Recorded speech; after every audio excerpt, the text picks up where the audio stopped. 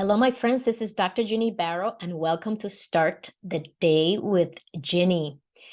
It's never a bad idea to reset. So, no matter what time of the year you're listening to this recording, I want to help you today to get clarity around something that you truly want to accomplish, and to help you by giving you some strategic steps you can take to make that a reality. And by the way, this is not going to be about whether or not you have the capabilities to do it. This is going to be mostly about whether or not you have the right mindset to do it. What I've learned over the last 30 plus years is that in many situations, it's not our capabilities that prevent us from achieving what we want. Because in many cases, so many people you and I know are capable of doing what they want. What I have found stops us most of the times is how we think about it and our own belief in ourselves. So I'll give you the perfect example as we get started. We had a pet, Iwi, and he was a beautiful mixed dog, a sheep and Rottweiler mix. He was the sweetest dog we've ever had. And when I was in high school, we had Iwi. And so Iwi was with us for 17 years. And when he passed, we were devastated. I was heartbroken. And I said, I could never have another animal, another pet.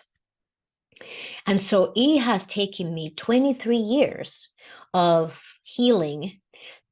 A couple of years back, I went to visit my cousin in Charlotte, North Carolina, and she had two little Shih Tzu dogs, and they were so adorable. And they were like these little stuffed animals. And I thought to myself, oh my goodness, what a bundle of joy and love. And ever since then, this was back in 2019 before the pandemic hit, my son and I said, if we want to get a dog in a year, we will do that. So we waited a year came by, and we're like, yeah, we're good. And so life continued to go on. And this past end of 2022, I said to myself, I'm home most of the time. It would be awesome to have a companion in the house. My son is with me half the time. And so the rest of the time, I'm working from home by myself. And I thought, how wonderful would it be to have a little buddy to be with me and that can pry me away from my desk so that I don't work so much all the time. And so I thought, okay, how can I make this work? And little by little, I began to think through that. And also, I began to think about how, gosh, if I'm really willing to do this and bring another furry family member to our house, it means that I must be healing, that I must be doing well as it relates to getting over Iwi's passing 23 years before. And so I did. We are now the proud family members of my son, me, and my little furry, Bruce, our little Shih Tzu.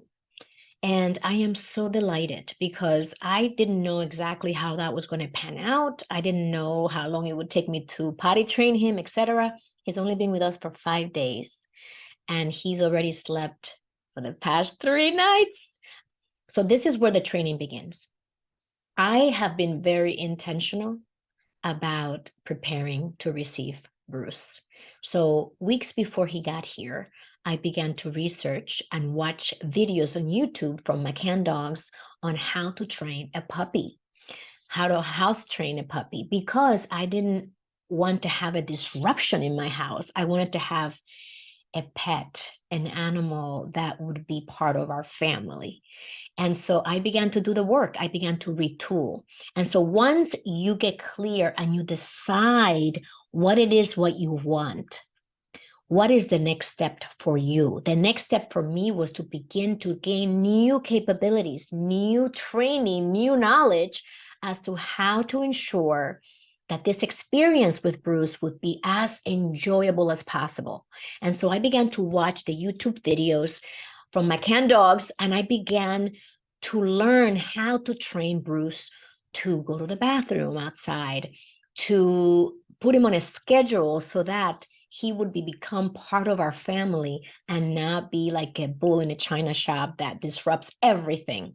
And of course, I had the luxury to be able to carve out some time to create the schedule to have time. And when he arrived, actually the 4th of January, when he got here, I was able to devote some time to Bruce and to pay attention to the signs that I was taught and to take him outside. And so today is only day 5 since he's been with us.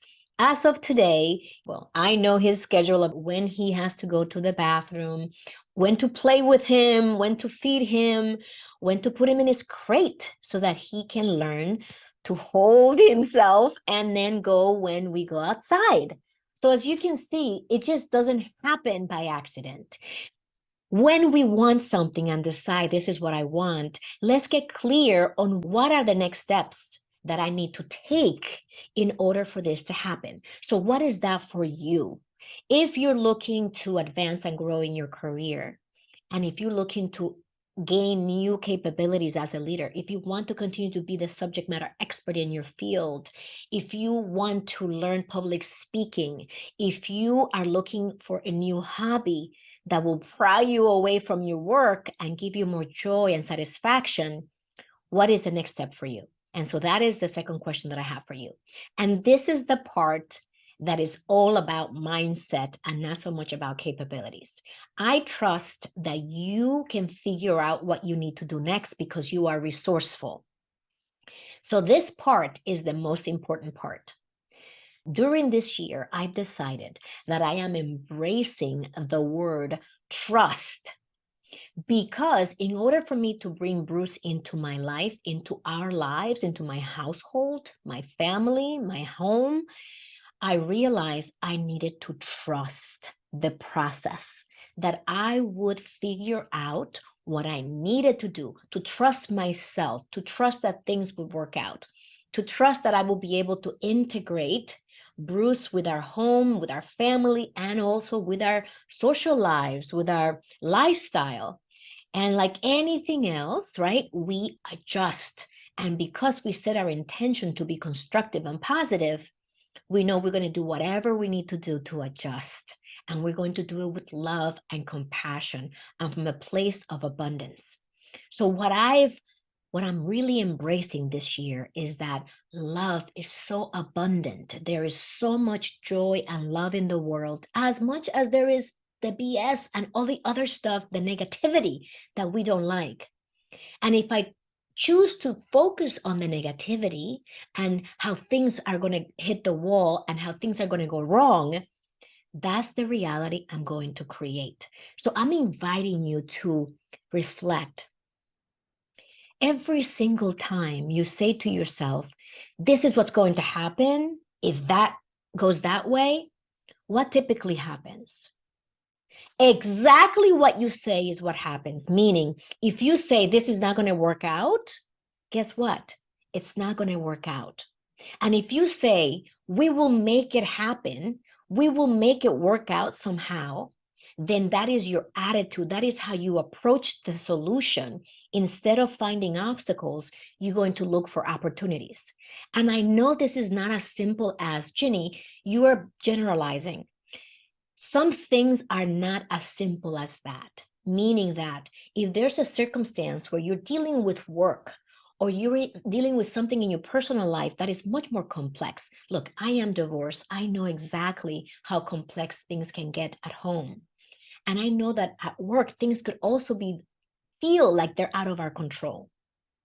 I am not saying that we get to change the circumstances that are around us. What we get to change is how we react and respond to those circumstances. Do we choose to look for the solutions where the problems are? Or do we choose to continue to focus on what's not working and the obstacles in front of us? And if we focus on the latter, then obviously we are not going to find the right solutions for us or the situation or the people involved. And so my biggest insight and takeaway for you today during this training is that it is how you approach everything in your life that's going to either give you the solution or give you the problem. And it's how you decide you're going to approach it that it's going to create your reality. If you say, this is not going to work, guess what? It doesn't matter what happens. It doesn't matter who is involved, what the circumstances are. It will never work for you because you declared it to the universe that it was not going to work. And therefore, you are not going to see any opportunities at all. And on the reverse side of that, if you were to say, we will figure it out, you will find ways to a solution that is constructive for you and for everyone involved. And so you are the biggest manifestor there is. You have so much power, it's actually a little scary. And those people who figure out that they have that kind of power are the ones who have a growth mindset, who say, I am going to show up at my best, and we're going to make the best of the situation, no matter what it is. That doesn't mean that we don't feel pain, that we don't grieve, that we're not upset. It doesn't mean that we don't have feelings. It doesn't mean that we shove things to our feet. But what it means is that while we do that, we recognize we're doing it. We have a level of self-awareness that helps us and supports us to get through the situation that we're facing. And it allows us to reach out to people. And instead of close in and become isolated, we reach out and become resourceful to let others in our circle, in our inner circle, support us and contribute to us. And in the same way, we will contribute to them. So this is my teaching for today. I hope this serves you. And if it does, leave me a comment. So remember, get clear and decide what it is that you want. Figure out what is the absolutely next step that I need to take. And then the third thing is look at your mindset and choose to embrace a growth mindset and set your intention to trust the process and become resourceful. And whatever you decide, whatever that is what will be your reality.